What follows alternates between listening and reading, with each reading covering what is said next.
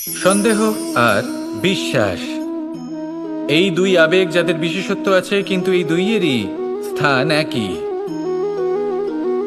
মন।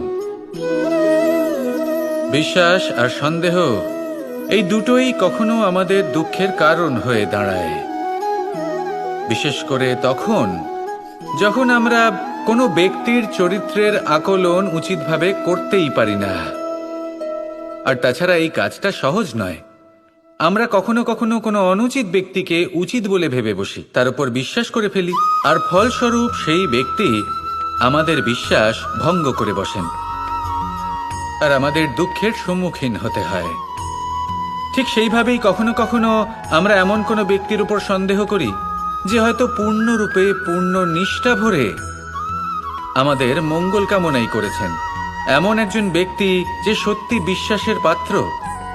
আর যখন সেই ব্যক্তি এটা জানতে পারেন যে আমরা তাকে নিয়ে সন্দেহ করেছি, খুবই স্বাভাবিক তিনি দুঃখী হয়ে যান। এমন কোনো ব্যক্তিকে দুঃখ দিলে আমাদের মনও দুঃখী হয়ে যায়। তখন আমরা এটা ভাবি যে এই সংসারে আমরা কার উপর আস্থা রাখব আর কাকেই বা সন্দেহ করব। এর উত্তর হলো সময়। এই সংসারে